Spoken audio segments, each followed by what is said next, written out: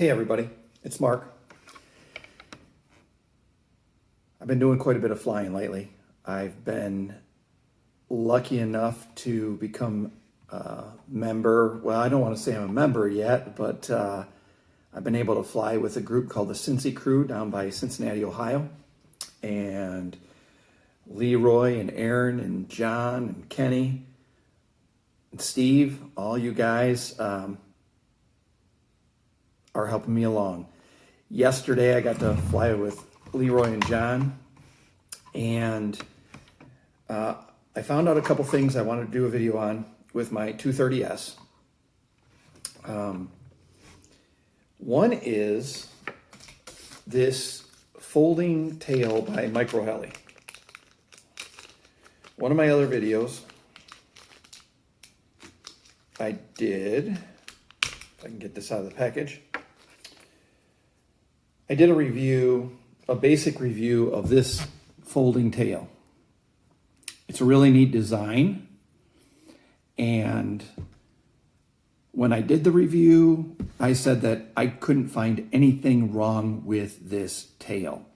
I was a little bit worried about it folding during flight and losing thrust, because with the tail motor,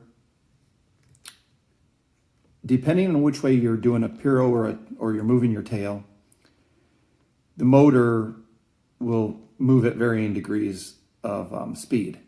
So with this folding design, I imagined that there would be a problem. And at the time, I didn't see any problem. So I have been flying this Micro Heli prop on the tail for a while now. And 99% of the time, I'm not experiencing any problems. I will put that out there right away. If you are a sport flyer or if you're doing mild 3D, you're not going to notice any problems with this tail. But I did want to make everyone aware that I did encounter a problem. With this tail, if you're pirouing quickly one direction and then you quickly change directions and piro the other direction, you will lose tail authority for a split second on some flights. It hasn't happened to me every time, but it is repeatable. I've done it now about 15 times where I'll go up and I'll piro one direction really quick and I'll switch to the other direction and I lose the tail. Basically what happens when I lose the tail is for a second, maybe 2 seconds, the tail gains spin rate because there's no thrust. So if you're using this tail, most people that are flying the 230S probably not going to notice the difference. But please be aware, it will happen if you fly with that specific circumstance. And if you just let off the tail, if you stop turning, it will instantly come back and you regain control. And I haven't crashed because of it. Most of the time it's way up in the air and I'm spinning one way and I want to spin the other way real quick. And in the instance where I'm changing from one direction to the other, the tail gives way. It comes back almost immediately. But if you want to, if you either want to play around with it like I was, once I figured out I could do that, I was doing it several times a flight just for fun, because it's kind of crazy when it lets loose. You know, you lose all tail authority, and so the bird starts spinning with the centrifugal force of the main blades. It's crazy, and it's kind of fun if you know what's going to happen. The first time it happened, I thought I was going to crash. I didn't, so all is good. So this brings me to my second point. Yesterday, I flew somewhere in the neighborhood of 12 to 15 battery packs through this 230S. And by the end, my last flight was almost all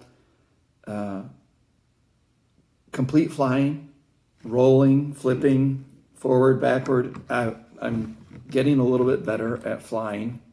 which is good because over the last few years, all I've been doing is building and hovering. But one thing that always bothers me about this 230S, and it happens with almost all canopies, is trying to fit your canopy over the canopy post is a pain in the butt. And it's constantly irritating. Well, yesterday, I ended up having something happen. My canopy grommets disintegrated on me.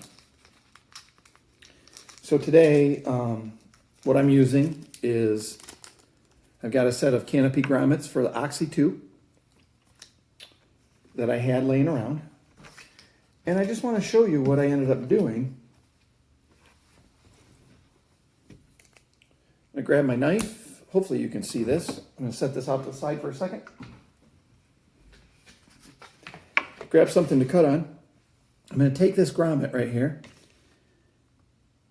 And I'm just going to run my knife through the center of it and split it in two so it looks like that. I'm not going to do the other one because I already have one split over here. I just wanted to show you how easy that was to split. So basically what I've got is 4 grommets. Yesterday, my canopy grommets fell apart on me.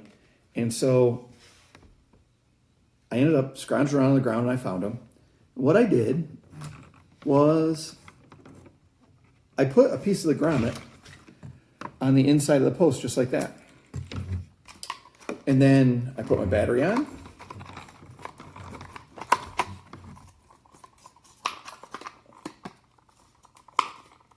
I was able to put my canopy over the post like such.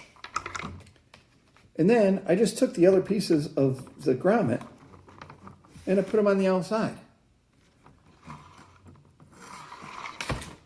The canopy held, and it was way easier to get on and off. All you have to do is pop these grommets off and pull your canopy off.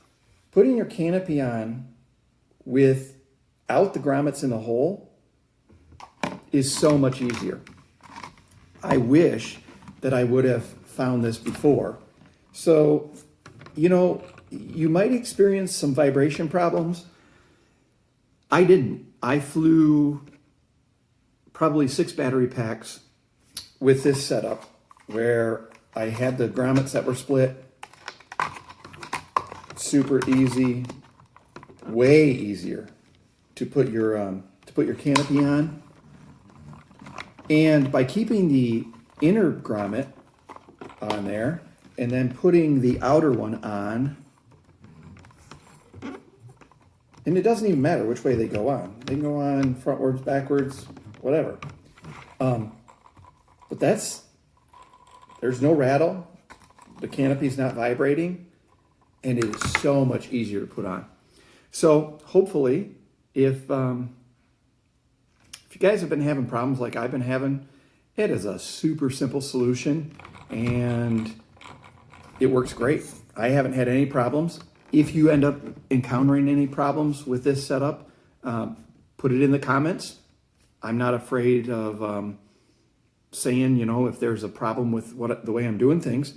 But as far as I'm concerned, this took almost all the frustration out of putting my canopy on because I was always fighting with those grommets. It seemed like it took me a minute and a half to put the canopy on, which is ridiculous. You should just be able to slip it on.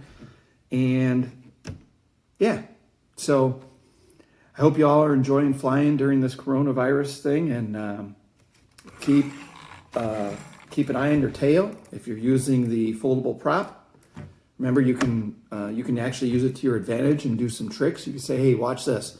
And after you get it and you know which way to go to drop these tail blades, you get a couple, maybe a second or two of increased piro rate, which is kind of fun, as long as you don't crash. So, since I've got a couple extra seconds here, I just want to update everyone also on the Micro Heli carbon fiber frame that I've been using. This thing goes together super slick.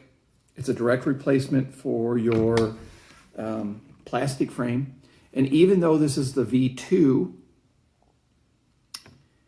I cracked the frame. I haven't had any issues with this frame. I also haven't crashed this frame, but this is much more durable, and Microheli has replacement parts for this. And I have to say, overall, in general, I like having the carbon fiber frame. I have had a couple hard landings. I don't fly hard enough to notice if I was getting any like frame flex or anything, but this is a solid frame. It's very reminiscent of my Oxy 2s. They are very well built, and they're a little bit faster, but when you end up with your carbon fiber frame on your Blade 230S, you're in a very similar class as far as durability as the Oxy 2. The 230S is not going to hold a candle to the Oxy 2 when it comes to like aerobatics, because the head speed and everything on this Oxy 2 is incredible, and it's got a belted tail. So, they're in two different classes, but if you fly the 230S and you've been curious about upgrading, it's expensive. I think that frame is $100. But in my opinion, if you're past your crashing every flight phase, it's worth it. It doesn't weigh too much more, if at all, and it really gives you a sturdy platform to work with. So, happy flying.